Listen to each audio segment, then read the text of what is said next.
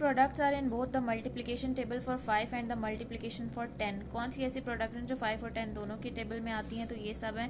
5 2 ज़ा 10 होता है, 10 1 ज़ा भी 10 होता है, 5 4 ज़ा 20, 10 इंटू 2 इज़ 20, 5 6 ज़ा 30, 10 इंटू 3 इज़ 30, और ये बाकी दो भी मैंने लिखी हुई हैं. Explain why. Because 10 is the double of 5. 10 है डबल ऑफ 5 का, तो अगर मैं वैल्यूज़ को डबल करती जाती हूँ तो 10 के और 5 के टेबल्स में 5 वैल्यूज़ हैं जो सेम आती हैं. Azaan writes 10 into 4 is equals to 40 to find the cost of 4 biscuit, जबकि यहाँ पे लिखा है कि एक बिस्किट की प्राइस ₹5 ईच है. तो he is not correct. No, Azaan is not correct because the cost of 4 biscuits will be 5 into 4 equals to 20, not 10 into 4 equals to 40.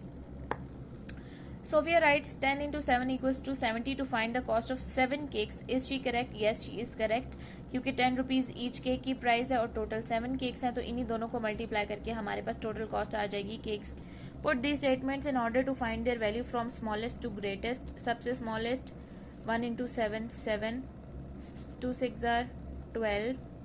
अच्छा नहीं, इन्हीं को लिखना है ऑर्डर में. सबसे पहले 1 इंटू 7 लिखेंगे, फिर 2 इंटू 6 लिखेंगे, फिर 5 3 ज़ा 15, 10 3 ज़ा 30, 15 छोटा है तो 15 पहले आएगा.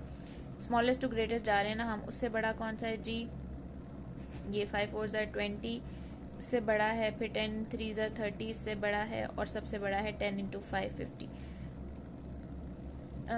इनको हमने ऑर्डर में लिख दिया smallest to greatest. Complete the multiplication table for 10. 10 का टेबल यूज़ करना है जी हमने, तो हम डिवाइड भी 10 से करवाते जाएंगे. ठीक है, तो हमने क्या करना है, 20 डिवाइडेड बाई 10. हमने इनवर्स फाइंड करना है. ठीक है, इनवर्स फाइंड करना है.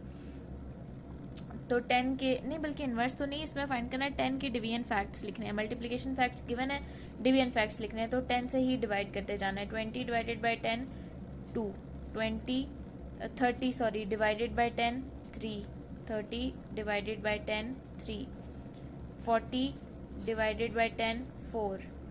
और इसी तरह से आपने मल्टीप्लिकेशन टेबल भी पूरा लिखना है, फिर उसके लिए division facts. Write the inverse division fact for each multiplication fact. Division fact 6 divided by 3, answer आ जाएगा 2. ठीक है, 5 divided by 5, answer is 1. 35 divided by 7, answer is 5. ठीक है, इनवर्स इस तरह से फाइंड करते जाना. Write a division fact with the same value as the multiplication fact.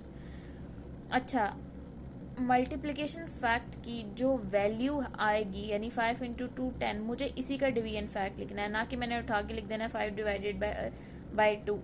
ठीक है, मुझे कुछ ऐसा लिखना है जिसका आंसर डिवाइड करके 10 आए. तो मैं लिख देती हूँ 20 डिवाइडेड बाई 2.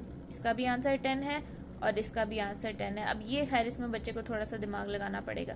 9 इंटू 1 9. अब इसका डिवीजन फैक्ट लिखना है जिसका आंसर 9 आए, तो मैं लिख देती हूँ 81 डिवाइडेड बाय 9. ठीक है,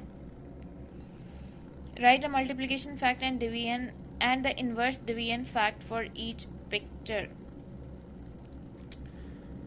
4 हैंड्स हैं और हर हैंड में 5 फिंगर्स हैं, तो 4 इंटू 5 20. और इसका डिवीजन फैक्ट भी हम लिखते हैं 20 divided by 5 is equals to 4. इसका मल्टीप्लिकेशन फैक्ट 10 लिखा हुआ है और कितने टाइम लिखा हुआ है, 3 टाइम्स. 10 3 ज़ा 30, 30 divided by 3 is equals to 10.